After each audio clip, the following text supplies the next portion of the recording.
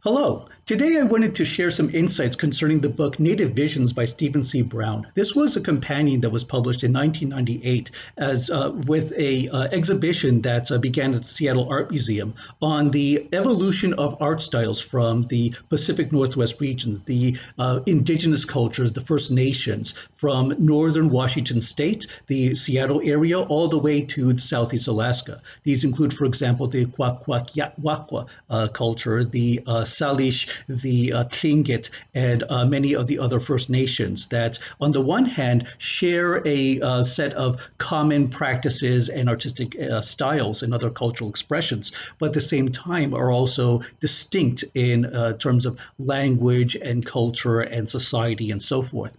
This book is looking at the ways in which these artistic styles have evolved since prehistoric times, since before European contact, all the way into the 21st century or at the turn of the 21st century.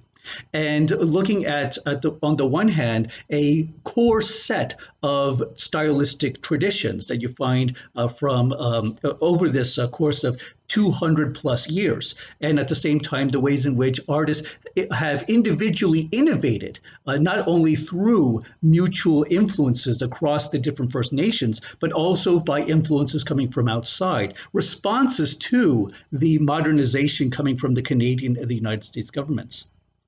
And an important point that really has to be highlighted when considering the development of these artistic styles is that many of these artistic forms were originally for ceremonial and religious purposes, especially the potlatch and other important ritual activities from this region.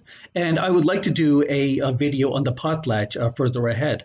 But an important point is that the Canadian government, and to an extent the United States governments, had banned these practices from the end of the 19th centuries all the way to 1951 when the Canadian government lifted the ban.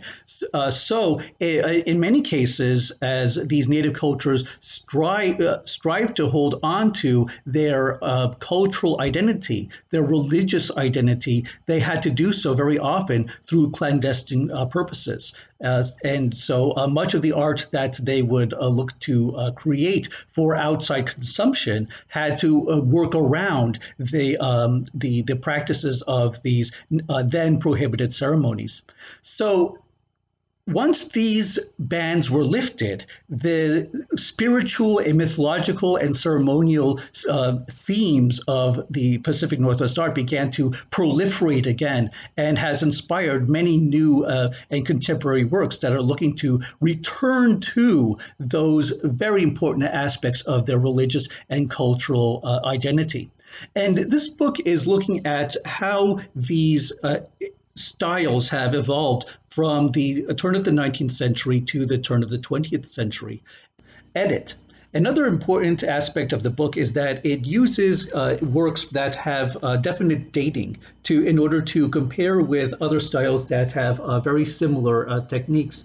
And this is a way to look at collections of works that have very similar styles and through this begin to create a definite chronology of the styles as they evolved from the 19th to the 21st century. So in some cases, it looks at pieces that can be very certainly dated and can use these to then compare to other works in order to look at the trajectory of certain themes, styles, and materials across the 2 centuries that are represented in the exhibition's collection.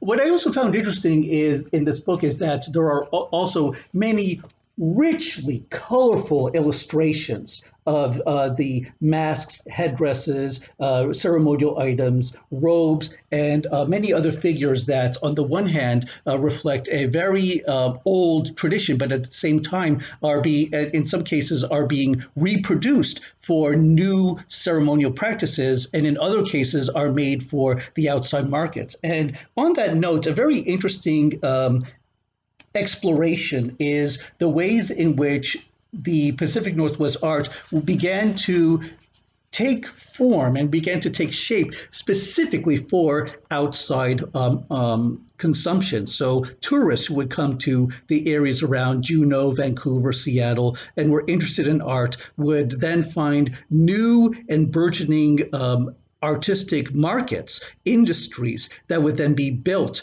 to sell to tourists. And the Argillite traditions of the Haida from the northern Vancouver Island is a very good example of this, because in the ancient times, Argillite was not really used that much for creating creating art or sculpture, but because of a new market and new artistic experimentation, the Haida really took a kind of like the forefront and created a new kind of artistic tradition using this resource. So I found this book particularly fascinating, especially as in the latter chapters, as it was looking at toward the end of the 20th century, like say from 1965 to the present day, as more and more artists began to return to traditional spiritual, ceremonial, and mythical themes and began to incorporate more of that into the art. And this is a way of returning to the principles, the foundations that by which these First Nations peoples define themselves, define their culture. And this is, I think, very encouraging to see many of these First Nations looking back to the traditions of the past, and at the same time continuing to push these artistic styles and these expressions using new patterns, using new media such as glass and silver and gold. And in so doing, they are forging new artistic styles that are also at the same time reaffirming the continuity with the indigenous roots that go way back to the centuries before European contact. And so I thought that this was a very fascinating study, and I was especially interested in the mythical and supernatural themes that are prominent, especially looking at the themes that are inspired by dreams, inspired by shamanic practices, and ceremonial activities such as the potlatch. And this is a nice way to end my look at the book and conclude today's video with today's mask.